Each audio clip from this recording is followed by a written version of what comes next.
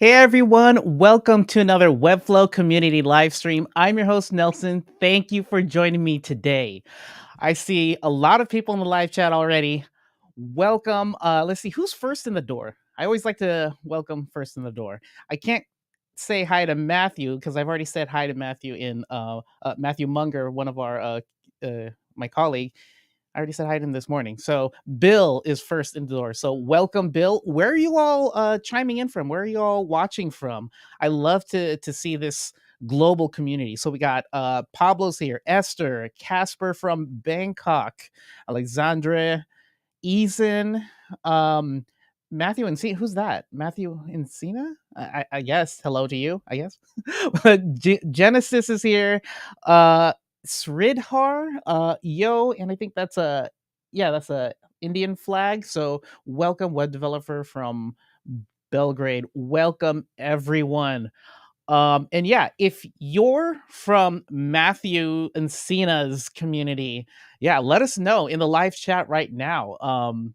Because yeah, we love to see these two communities, the Webflow community and Matthew Encina's community, come together in one live chat. So let's see here. We got Atcount from Turkey, Michael from Los Angeles, Sardinia, ERG, love the Pinoy power here. Yes.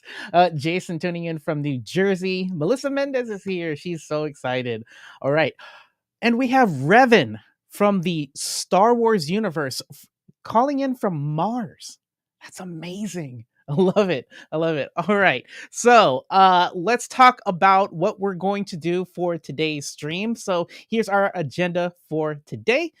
So first, when we bring on Matthew Encina to the stream, we're going to learn more about him. Then after that, we're going to dive deep into what it took to create the first, actually the whole docuseries of Generation No Code.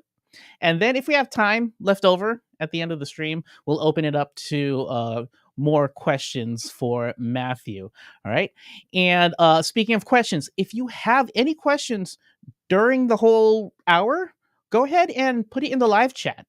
And our mods will go ahead and sift through them and pass some over to me. And like I said, at the end, if we still have time, we'll answer more questions at the end of the hour. All right.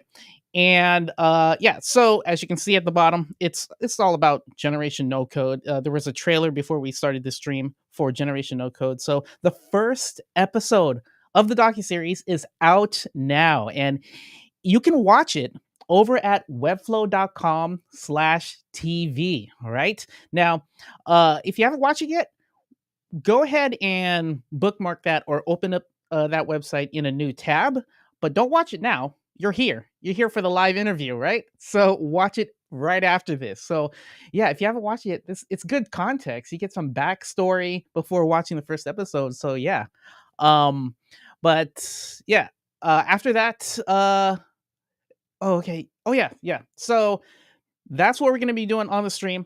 Now, we're going to get Matthew on and start interviewing. But before we do that, let's play his intro video that he posted on his YouTube channel so we can get more information about him. So, Stacy, can you roll that, please? Hello, I'm Matthew Encina. I'm a Filipino-American born and raised in LA. I studied graphic design at Art Center in Pasadena, and I've been a creative professional for over 15 years, directing, designing, and animating for some pretty awesome clients. Over the past few years, I've discovered my passion for teaching others, so I love to share what I've learned and experienced in the form of videos, words, and as a speaker on stage. I'm a kid who never really grew up. I love to dance, rock climb, and spend time with my dog Chewy. I waste way too much time playing video games. I spend all my money on camera gear and tech, and I cannot function without a good cup of coffee in the morning.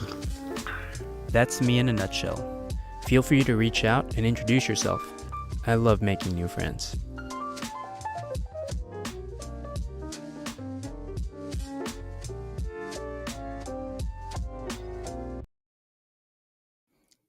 Awesome. Awesome intro video. So let's get Matthew Encina on the stream.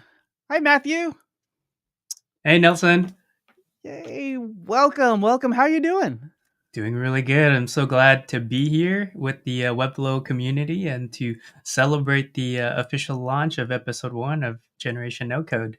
Yay! Yay! I'm so excited to talk about it. I already watched the first episode this morning as I was getting ready, and yeah, but we'll dive deep into that later. But again, I just want to introduce you to the Webflow community. Matthew is an award-winning content creator, creative director, educator, former chief content officer of the future, and of course, the director of the Generation No Code docuseries. So, my first question to you is, how's Chewy? Chewy, my dog, he's chilling here. He's probably chewing on a bone or doing something. He always works with me whenever I start my day. He follows me into the office. He plops down and then he just kind of chills with me all day. And then when I get up for a break, that's when he gets up for a break. It's so funny. He's just my little shadow. He's your coach, so he's the one guiding you this whole time. He's pulling all the strings over here. He's brain, I'm Pinky. There it is. There it is. So yeah, you've had an impressive career so far, and I guess we'll start from the beginning to learn more about you. Like, where did that spark start to get you into this creative career? Where did you start? Yeah, that's a great question. I mean, like most kids, I was in an environment where I like to draw. I love to read comics and watch cartoons like X-Men and Animaniacs on TV, right? Like, Yeah. I love all that stuff. And luckily, I was in a nurturing environment growing up. My parents, my family, my teachers, my community around me were very nurturing of my creativity. So they would buy me supplies when they could. They would encourage, not discourage, when I would be drawing, and definitely celebrated that early on. So I was very fortunate to be able to grow up in a space where all of that was definitely nurtured. Moving on from that, going from high school to college, I uh, I started by studying graphic design, and I got my first gig as a freelancer in 2003. I Okay. started as a print graphic designer for a punk magazine. So I was Yeah. designing editorial layouts, and that was really fun, interesting moment of my life. Very emo back then with this whole thing going on. Yes. So I did that for a couple of years, and eventually I enrolled at Art Center in Okay. 2005, and I discovered motion design, and that opened up my eyes, my world to so many possible things. Because Mm. I like growing up, I love animation, like I mentioned Yeah. earlier. I was studying graphic design now for a couple of years, but this was a way to kind of bridge the gap between a lot of things that I really like, where it's Yeah. visual communication, but moving and mixing all kinds of different mediums together. So in 2006, I started studying motion design. I met Chris Do. He was my teacher over there, who's Okay. became my boss at Blind in the Future. And for 10 years, I was working in TV commercials, mostly doing animation, became a creative director. Wow. And for the past 5 years, I've been making content. Some of you might know at the Future YouTube channel, where I was Yeah. the chief content officer. Sometimes a familiar face on screen, but mostly behind the scenes, running the team and the content that came out of there. Did a little bit of Amazing. work with Webflow, and now as of February 16, 2022, it's been one whole year since I quit my job, went freelance, and have just been doing my own thing for this past year. So you quit the future and then started to go to the present. Got it. Correct. Okay, sorry, I had to. I got it. That went Okay, over now my you head. got it. Yeah, I got it. No, no, That it went over your head, and then you're was- like, "Nope, come back, come back." yeah, that's right. Good joke. Good joke. Thank you, I thank got you. it. Don't It's what we do at Webflow. I mean, we follow our leader, full of dad jokes. Yeah, actually, lots of the Webflow code is made with dad jokes. So, oh, yeah.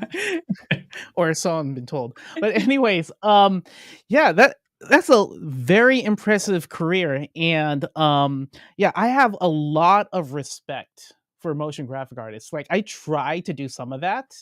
I guess I got into it with the old macro media Adobe Flash days and Mhm. doing Same keyframe here. after keyframe, and I'm like, I can't do that. Like, just to have 1 second of some animation, it takes, to me, it takes too long, too long.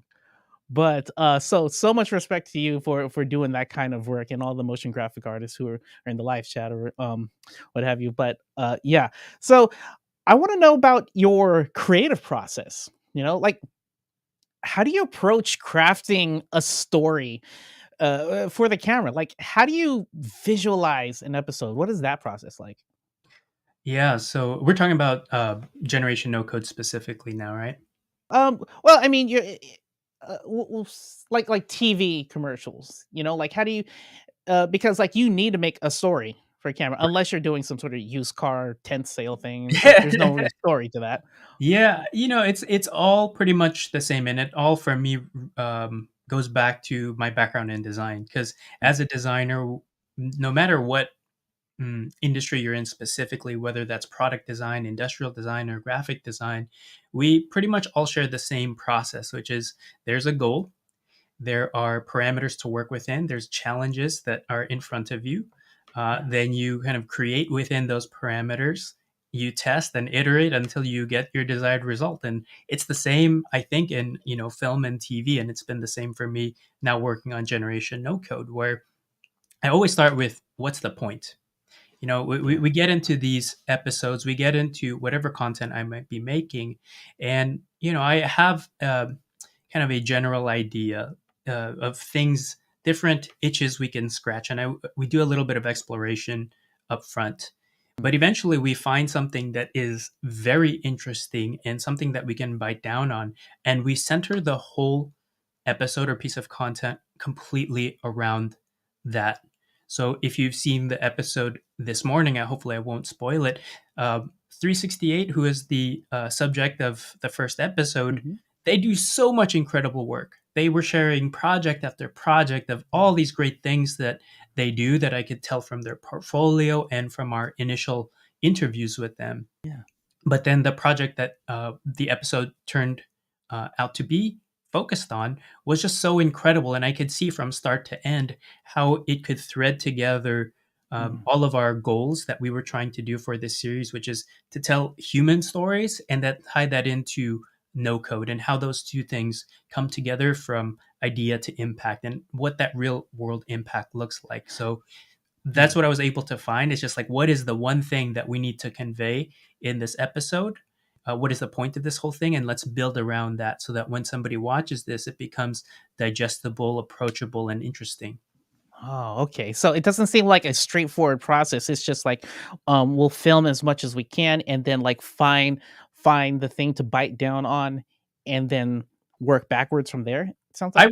I wouldn't say that. Well, a little bit of that. So Okay. we don't start filming right away, right? Oh. With this particular process, we did pre-interviews with all of our candidates for the Mm. people that were going to be on the show, and we had two separate interviews, just trying to figure out who they are, what their Mm. story is, and I'm just there to listen with kind of like a curious ear Yeah. and just see where they take me. And then when I find something, that's where we bite down, and then I Mm. step away from that and I start to build an outline around that story.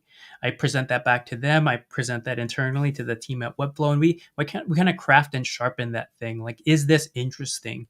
Does Ah. this tie together all of the goals that we want to? Yeah. And once we have an outline of what it is that we want to capture and present, Mhm. that's when we start going into the actual production, where we would fly out there to the Yeah. location. Well, I don't wanna give too much away for the next segment, because Oh we're yeah, deep. yeah. I feel like we're going straight into Generation No Code, which I would love to talk more about. But, like, still, I wanna learn about you. So, awesome process. We'll get into that more. I already have one question from the live chat.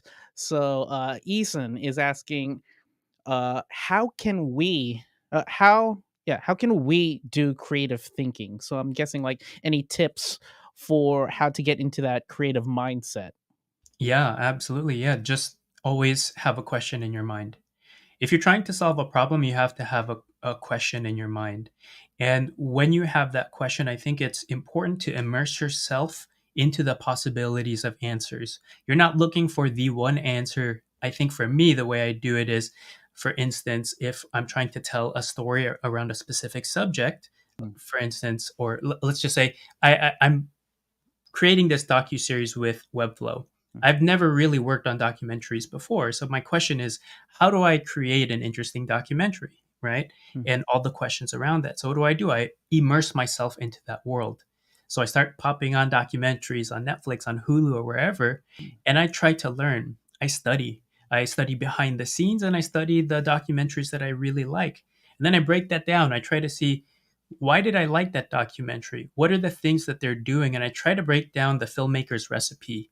What are the Yeah. ingredients that they're using so that when they add up together, it has this novelty, this experience that I emotionally had a little bit of a trigger with. It's like, oh, I connected with that character or that story. Yeah. So if I have that curiosity and immerse myself into possibilities of the things that I'm curious about, in there, I'm just finding a lot of dots. When I go into my project, that's where I can start connecting the dots and pulling from different places and connecting it, weaving them together based off of the goal of what we're making. Awesome. Yeah, I can see some parallels. I can see parallels between uh, uh that creative immersion. Oops. Creative immersion and how I and other people in the Webflow community immerse themselves into a Webflow project. For example, I know that when I see something new that I haven't seen done on a website, I'm like, "Ooh, how do you how do you do that? Let me look behind the code." Or if there's a Webflow clonable, I clone Mhm. it and immerse myself in trying to figure out how they do that. Put myself into that visual developer's shoes and just look through the back end inside of Webflow. I remember one time I actually went to Apple Store and I'm just like playing around with their Macs, and then next thing you know, I'm like, oh, Apple's new homepage, and I right click view source. I'm like, ooh, what does what do? You know, and actually, Apple retail employee came up and said, "Sir, what are you doing?" And I'm like, I'm just looking at code, like thinking I'm a hacker or something, like in broad daylight. I'm like, no, this nav bar is really interesting to me. But how many people actually do that? But yeah, we can immerse ourselves to get us into that creative mindset. So awesome. Let's see here. Uh, Now this next question, I really love to ask people because it comes from a place of honesty and the world isn't perfect. Your career wasn't perfect. No one's career is perfect. A perfect path is one that is imperfect. It goes like this. It doesn't just go straight up like that. So, um, this question I love so much. When was your lowest point in your career, and how did you and how did you get back up from that moment? Yes, probably the one that stands out the most in terms of the lowest point of my career was in 2009. In 2007, when I first graduated from Art Center, the world was my oyster. I was very arrogant, maybe, borderline cocky. And it was just because motion design at the time was at the prime. For Yeah. me, at least, there was more work than there was talent. And it was Oh. very easy to get work. We were doing work as students for PlayStation in school. Huh.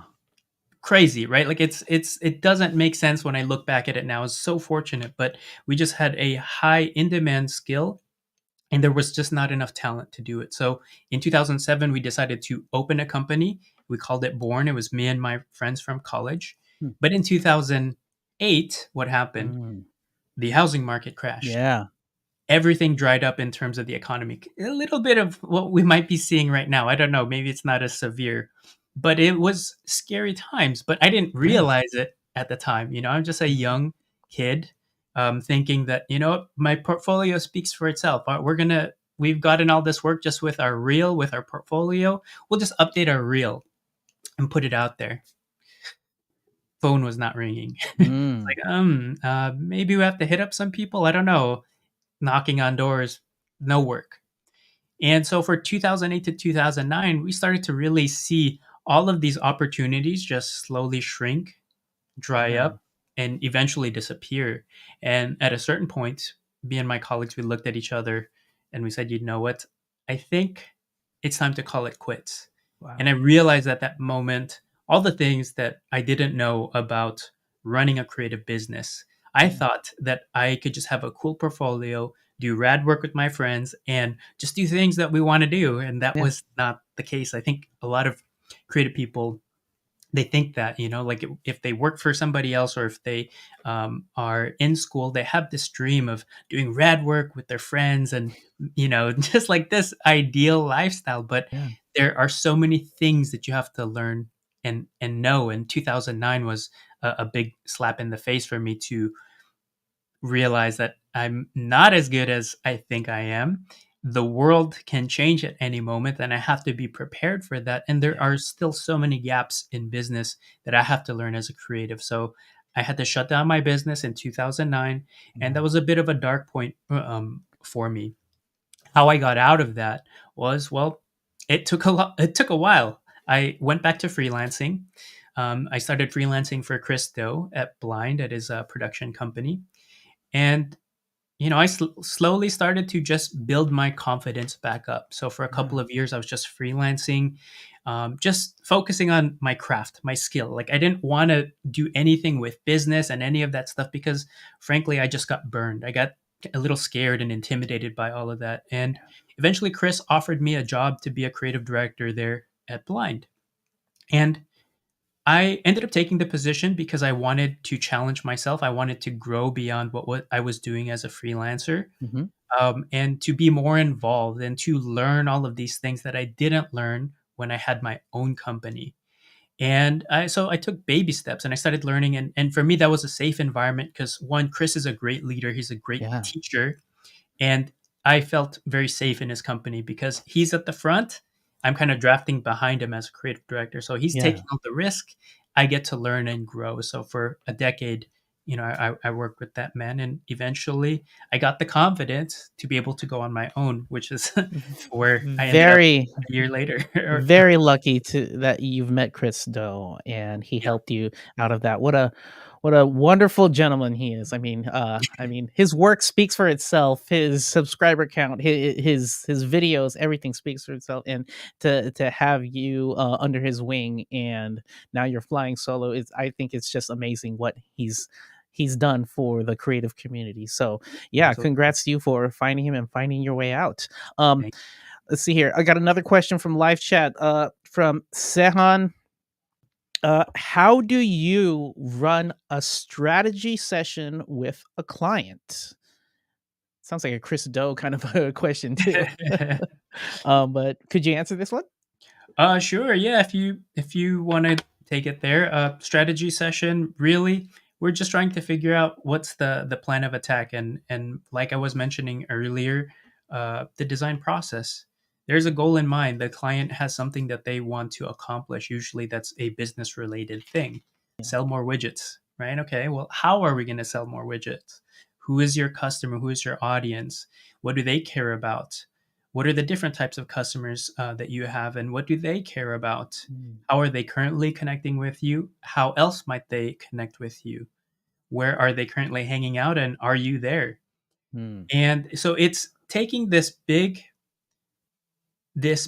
process of understanding what it is that the client wants to do, understanding their intent, understanding who they're trying to connect to, where they are, the context of where they live and hang out, and mhm, figuring out how to connect the dots between those two things, and then recommending possible ways that we can reach those customers, reach that audience. For instance, like with Generation No Code, we wanted to create something that tells these authentic human stories, but do it in a way that feels natural and not like a marketing piece. So yeah. that was very tricky. And, eventually we came up with this solution of creating this documentary series. So, if we were to just look at that as a little bit of an arc, that's what we did there to connect the client goals, which is Webflow, the audience needs, which is the people watching now, and how we did that, which is the docuseries. Nice, nice. All right, thank you. All right, so um, we touched on this a little bit, but yeah, you recently left your time as the chief content officer at the Future, and now you're a freelancer full time. And You recently talked to Purveyor about freelancers needing discipline and habits to keep you in check while you're your own boss. You make up your own time. You make up your own hours and whatnot. So, what are those habits for you? And also follow up on that one. How do you rest? Which is very important. Hmm.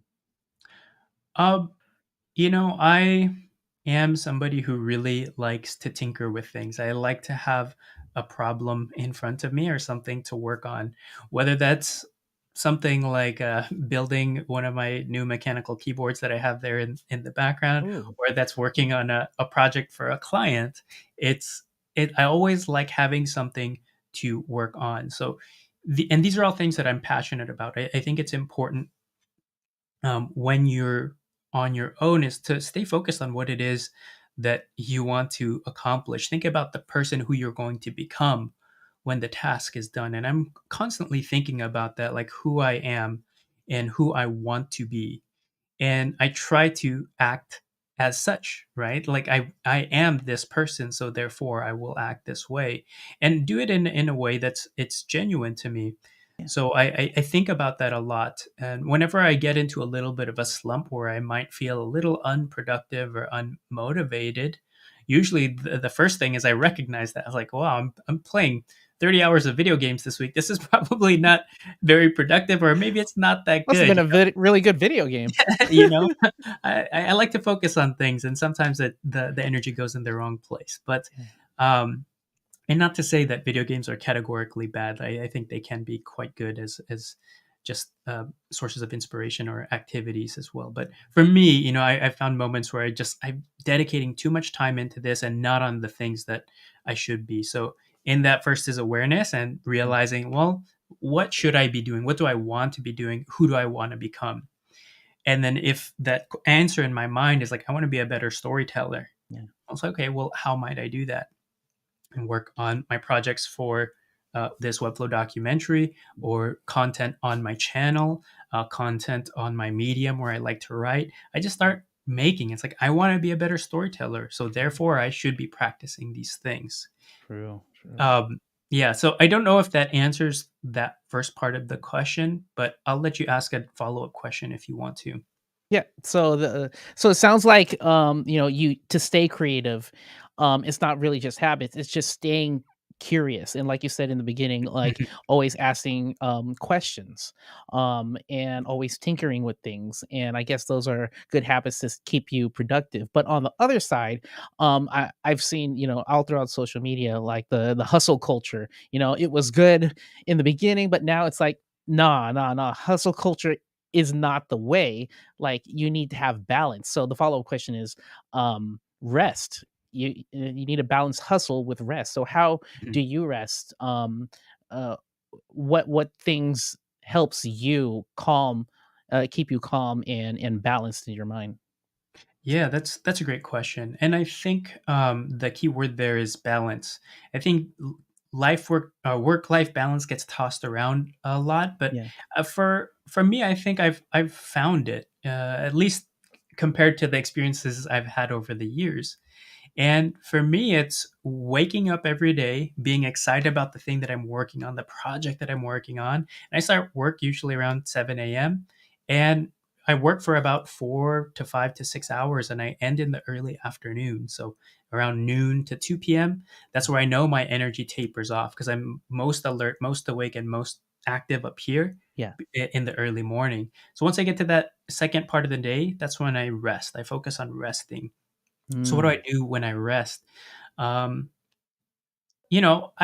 I do play video games, and that's sometimes helpful for me to unwind and just yeah, stop thinking about the projects. yeah. But things that I found more helpful to me in terms of actually recharging my battery, recharging my creativity, is to do things that help support my main goal. Like I was mentioning earlier, I want to become a better storyteller. Mm, So if I'm going to spend time with some kind of content or media, it should be towards things that might help that.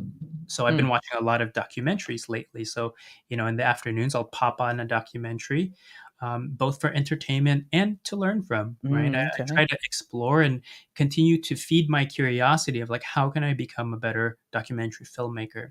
So if Yeah. I'm consuming content, I try to make sure that I'm consuming good calories and not empty calories, right? That these things are fuel for when I go back to do the work, when I Hmm. work out my brain and do the Yeah. creative part, versus just empty calories that might make me feel sluggish after consuming them. The other things that I Mm. like to do is I like to go out. Luckily, I live in LA. There's lots of sunshine out here and plenty of places to explore. I've Yeah. lived in LA all of my life and I still have not seen every corner. So, I try to make it a point to get out, explore a neighborhood, and just Yeah. walk around device free, just trying to take it all in, just trying to be Yeah. present where I'm at. And that definitely rejuvenates me quite a bit. And the other thing that I've been doing lately too is reading books. And I'm not a big reader. Like Yeah. I think for a lot of us, if you didn't pick up reading in high school, you probably stopped reading after that because it's not always a fun hobby. But um, for me, I've learned to read more books, and I only read like 2 to 3 pages at a time. I'm Yeah. really slow at reading any book. Oh, But my goal is that, again, I'm not trying to consume empty calories because if I read a book end to end, I I 90% of that is going to be gone. It's going to evaporate from my brain. But true. what I try to do is I try to read 2 or 3 pages or a chapter, Yeah. and then I try to apply something that I learned. And Okay. I've Yeah. learned that applying that thing into my work or something that I'm doing um, commits that knowledge to my brain, Hmm. and also again refuels me. It adds back to the creative work when I go back to it in the morning. So I think that's a better way of showing like how I rest and maybe some of the habits that I do, and kind of completes the circle for the full question that you had earlier. Huh. Oh yeah, yeah. Good tips. So yeah, so eat books because they're not empty calories, read video games and just walk around. Yeah. No, but I get it. Those are awesome tips. Yeah, you just got to be present and like just small steps towards a bigger goal. All right. So, we learned so much about you. Now it's time to dive deep into how Generation No Code the docu-series came about. Now, before we do that, I want to play the trailer for the docu-series. So, Stacy, can you please roll that? No code to me is being able to build something without having to actually write the code. We're able to ideate, design, develop, and go live in record time. No-code tools make it so that we don't have to worry about the how, and we get to worry about the what if. People now were noticing, and my mind was just like, No-code and low-code tools allow us to do real-time marketing and tell the stories that matter to people right now. I created a product that sparked conversation, that created action. this is really going to change the game for us.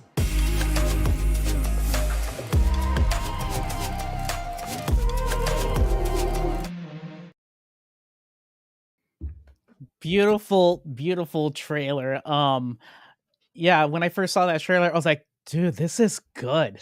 I'm so excited, especially with the intro music. So like it reminded me like is that Odessa? It sounds so much like Odessa. I don't know if you know that band. Mm-mm. Oh man, listen to them, put them up on Spotify or YouTube or something. It sounds so much like it, and I'm like, oh, I am in, I am in. So, first question about the docu series, like, uh, how did it all come about? Like, what inspired you to take on this project? Yeah. So what took inspired me to take on this project really was the challenge.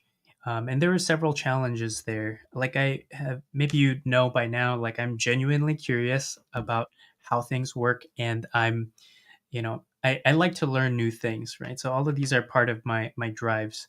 And when Misha over at Webflow had brought this up, he's like, "Hey, we kind of want to make a docu series similar, more or less on the lines of what you guys did over at the Future, but we want to do our own thing with it." So we started chatting for a couple of months. Actually, it took a while for this to come up, No. but what ultimately ended up happening is we came up with this idea of creating a docu-series around no-code creators and putting a spotlight on people who are making things that are interesting, that have impact in this world. And for me, the reason why I decided to take this project on is because I don't have much experience as a filmmaker. I've worked on commercials for a long time, mostly as a motion designer, as a creative Mm, director in that space, and I've worked on making content on my own channel at the future. And for me, this felt like this would fulfill my personal need and drive to become a better storyteller, but yeah. challenge me in a new way because a documentary series requires something that's different than something like animation or commercial.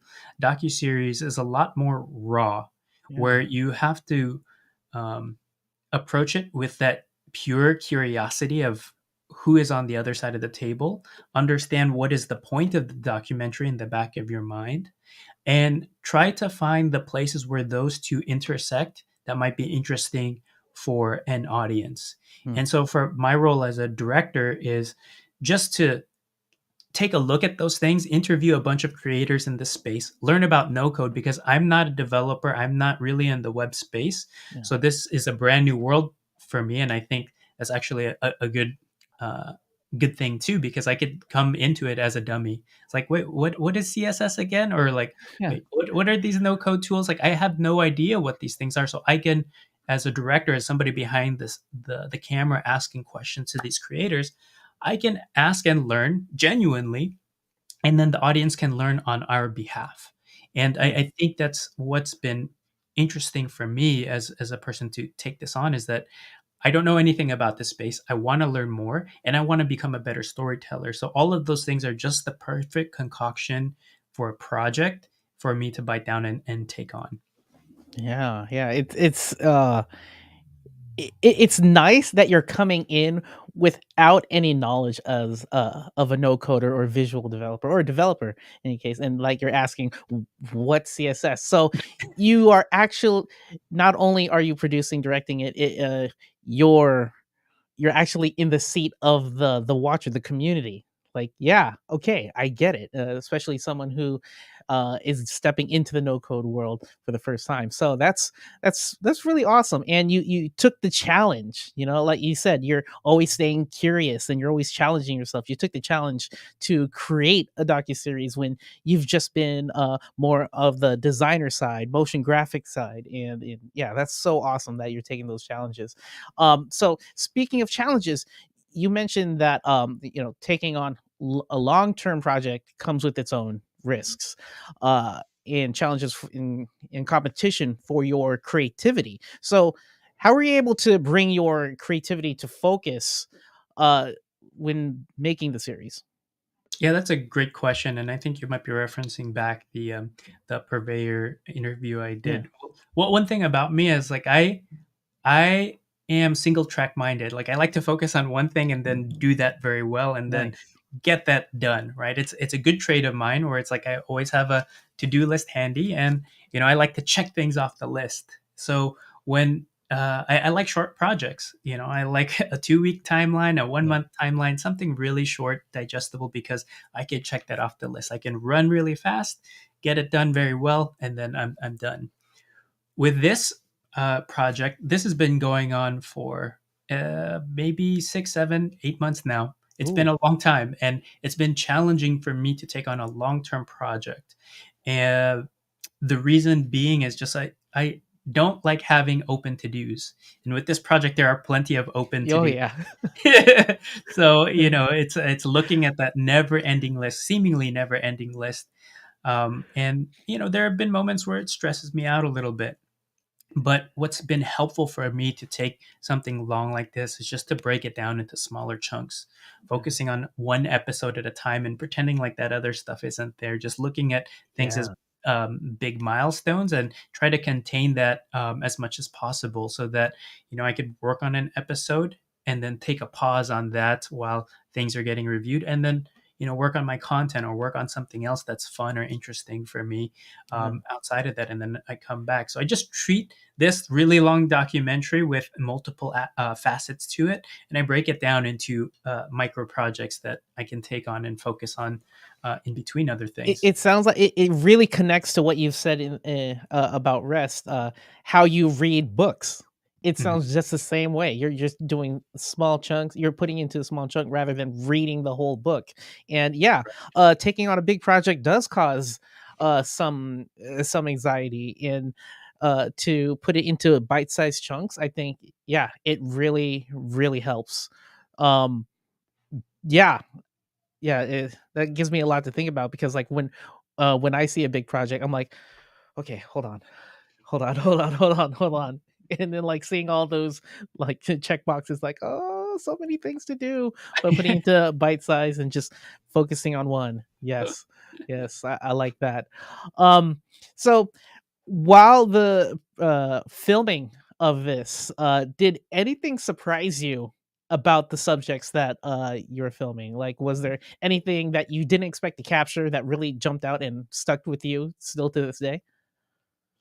Yeah, obviously we live in weird times right now where we're spending a lot of time on screens. And, when you first meet people, it's at least for someone like me, sometimes I can be socially awkward, but eventually we'll warm up. Yeah. Through the internet, sometimes it's the same thing. Like people are not used to talking to complete strangers and pouring out their stories. And usually it takes about like the second interview or even just landing in their city and interviewing them in person where they Yeah. really open up, and you think you know the person or you think you know their story, and then once you're sitting across from them and they start giving you their energy when they're telling their story, Yeah. you realize there's so much more to it. And for me as a director, as somebody who's trying to respectfully cover their story and make sure that we're getting what we want, is like I just have to sit there and listen and ask the right questions and give the space needed. And in that space, I was able to find a lot of great gems, which helped us even change the story a little bit. When we had a plan going in, but when we sit down with the people, sometimes they say things that are worth exploring, are worth spending another half hour just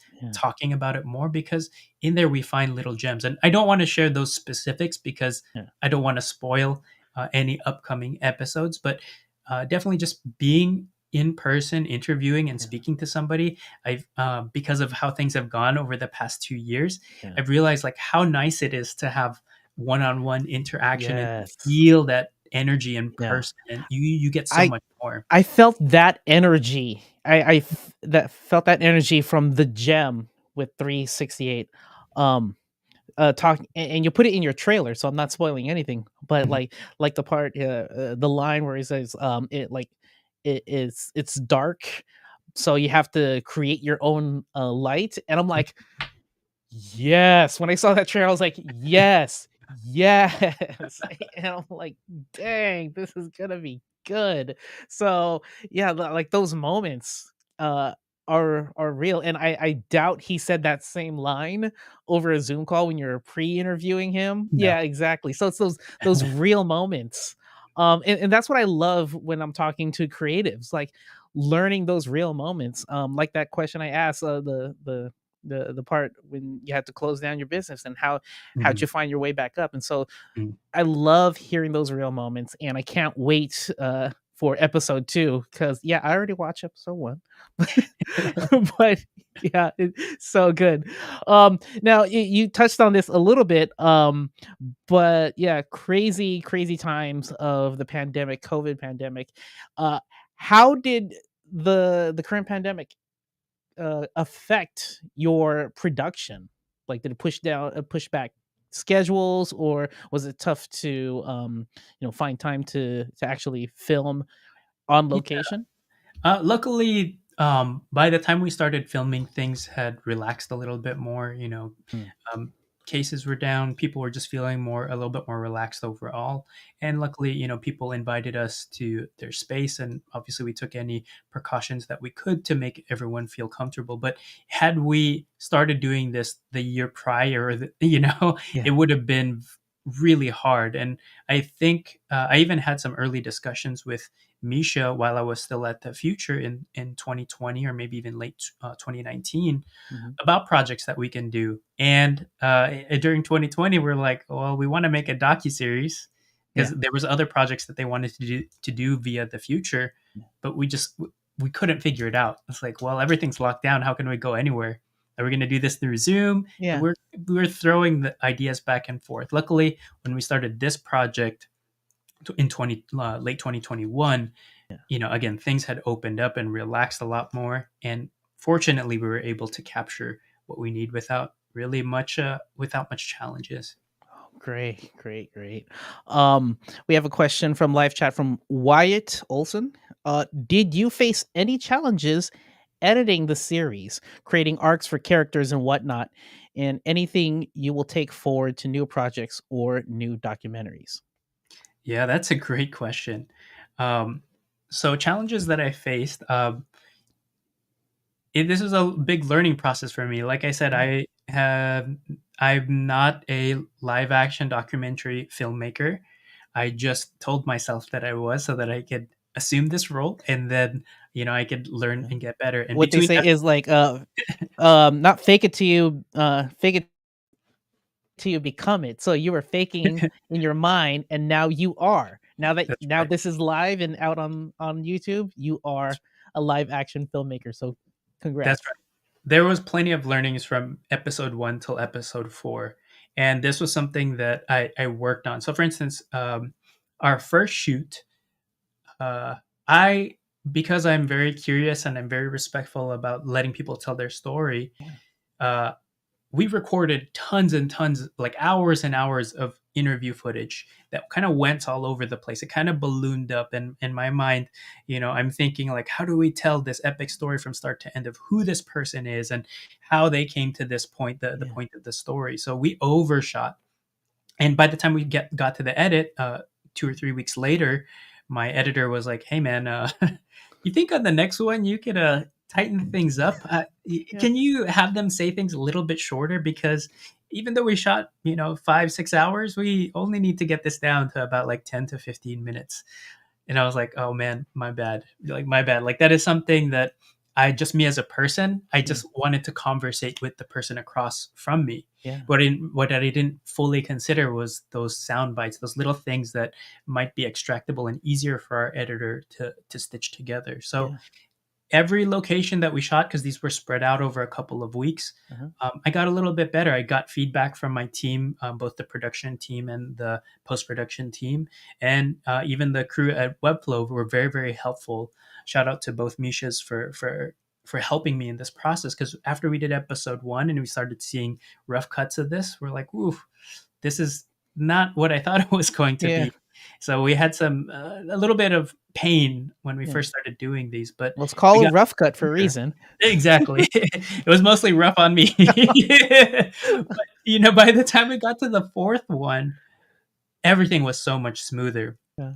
And by that fourth one, I was able to, instead of having the person just like go on and on and on, like I might pause them and say, like, you know what, that was really great. And I love this point, and this point. Do you think you could say that again in one sentence? Yeah. And then they would repeat it, and I would spend the time to just make it easier for the subject on the other side to be able to comfortably stitch those things together. And Yeah. what ended up happening is we just got better, so that by the last episode, um, our sound bites, the editorial process was so much better. The things that they were saying, like what Jeremy had said, is like, when you're at the end of a tunnel and the light feels like it's going out, you have to Yeah. create your own light. Yeah. We had to create those moments where he might have said something, and he's a great speaker, by the way. He might have said something and it's a little long, and Mhm. we might just do another take. It's like, ooh, that's very good. Can Yeah. we try that one more time? And let's try it this way. And so those are things that I had to learn, and just get better at seeing, and Yeah. then always going back to the outline. Because one thing that I learned is that if you have a plan going in, it could always be better. So I Yeah. had this idea after the first interview with the talent, and then we would work on it. I'd spend some time away and then go back to it. Like, is this story still good? Yeah. Can I sharpen it? What can I cut out? And I think that was the key thing, is being a really good editor of your own work. Just because you created it, um, sometimes we get in Mm. trouble and we fall in love with our own work. So you kind of have to step Yeah. away from that and then learn, like, what can I chop out to make this thing stronger? And Mm. that was very key. Yeah. Awesome, awesome.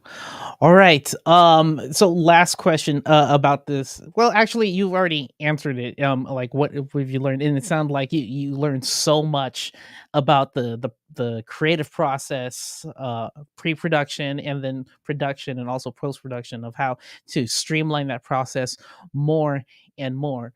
And now, I think it's just time to give it to the live chat if they have any other further questions. So again, if you're in the live chat right now, I'm just gonna read some off that I'm seeing from the live chat. But the first one is from the Marine from Texas. Uh where where most people are designers and want to learn business, how would you guide a primary business person who really wants to immerse into the no code or design community? Okay, yeah. So how do they immerse themselves if you want to get more into the design world? I think I see. that's what So it they're is. coming from the business side, and they Okay. want, is that the Oh that's yeah, how I we're hear the question. I just want to make sure I'm understanding it properly. yeah, So where most people are designers and want to learn business, how would you guide a primary business person? Oh, primarily a business person who wants to immerse themselves in design. Oh, okay, right. so yeah. Fantastic. Yeah, that's a good question, and luckily there are great resources like Webflow and YouTube. Right, you can pretty much ask the community anything you want to learn, and I think it starts with trying to just study who is celebrated in the space. Looking at other people's work, there are places. Obviously, Webflow does a great job of showcasing the community. So look who they're retweeting, look who they're sharing out there, and study those things, because sometimes you don't know what's good until somebody helps train your eyes or your ears to understand those things. And I think a lot of people also tend to get caught up what's new and flashy, and don't Yeah. spend the time to look at some of the classics. So going back to the classic Swiss design of the 50s and 60s and so on, and just looking back, like what makes for just really good simple typography, and going back to the basics. So I think it's just a balance of looking at historically uh, what are some of the good things in creativity and design, and then looking at what's being celebrated now, so you can kind of see the trajectory and trends Mhm. of where things are going. And somewhere in between those two, I think you will find some of the things that you personally like, and develop your own taste. Once you immerse yourself into the community. So again, there comes that word again, immersion, and I think Yeah. it's just allowing yourself to get exposed to a lot of things. Yeah. Hopefully, good sources like Webflow and FWA and awards and all these places, and just really saturating your brain with what's out there. And once you start to see enough things, you'll start to see patterns. And when you can see patterns, you can start to apply those to the things that you learn or that Yeah. you want to do. Awesome, awesome. Again, we're at the Q&A section, and if you have any further questions for Matthew Encina or I, yeah, go ahead and ask it in the live chat because we are answering them till the end of the hour. Next question is from Tim Magdalene. Wonder if he has any relation with Vlad. I think so. So, what's the biggest challenge when jumping into an unknown field like no code when it's showing specific technicalities that have to be portrayed in the story? Ooh, good one. That's a great question. And I just ask like I'm a 5-year old. Can you explain that to me again? Like whenever I was doing these interviews and even hanging out with the Webflow people, there are many terms that I am not familiar with. So Yeah. I would just stop and say like, "Oh, hey, I don't know anything about this web stuff. Can you explain this to me like I'm 5? Like, what does Yeah. that term mean? Or can you show that to me?" Like for instance, um, uh, one of our talent, I won't spoil it, she was showing me this very complex machine learning thing that their company does, and I'm like, what? Oh, I I that's going over my head. yeah. It's like she's using a lot of acronyms like, oh, ML, SQL, and I'm like, wait, what are those things? So I would just pause and ask, and I'm just there to learn, and Yeah. giving yourself permission to not know everything, I think, is one of the best things that you can do, because sometimes we go into spaces, and Yeah. because we think we have to present ourselves so professionally or Yeah. experts, like there's a lot of things, if you don't know, just ask. people are going to respect you more if you ask the question rather than assume that you're like, oh yeah, yeah, I know what that is. Yeah, it reminds me of this quote. If you're the smartest one in the room, you're in the wrong room. Yes, absolutely. Yeah, you got to go next door and start leveling yourself up even more. And that's what I see, the pattern in your career. You're a graphic artist, but you're like, okay, cool. I've reached a plateau. What's next? Motion graphics. Okay, reach a plateau. I filmmaker, a live action filmmaker, and here you are. And now I'm wondering, like, what's that next stuff for you? What is your next curiosity beyond this? What's driving me lately again is just becoming a better storyteller. So I'm still continuing to create content on my YouTube channel, Mhm. finish the series for the Generation No Code. But one thing that has popped up into my world recently is I might be getting a book deal. So I'm currently in the process of, I have a proposal out, but I might be getting a book deal soon. So All that about Chewy, right? all about Chewy, yeah, writing his autobiography. Nice. Nice. I'm gonna pre-order it right now. That's right. No, but it's like that's always been a possibility in my mind a long time ago, but I never thought that it would be a reality. But now we're getting very, very close to it, where publisher has reached out and we've gone back Nice. and forth, and things are shaping up real nice. And Oh, congrats to you. thank you. Like, I mean, it could easily die on the vine. Like, it could still not work out, and I'm okay with that. But I could feel my trajectory pulling me or pushing me into this place where it's just learning how to be better with sharing stories, telling stories, how to use words and visuals in interesting ways, and where that goes beyond that, I'm still excited for, because I think there are so many interesting platforms and mediums, new tech that's emerging every day, and Mhm. at the core of all of those experiences is storytelling. And so that's why I'm trying to get better at that and see where else that might be able to apply to. Nice, nice. Okay, next question from Paul, asking as a Filipino, hey, but can apply to any community. What would be the best way to cultivate or start a local community around Jollibees? No, just kidding.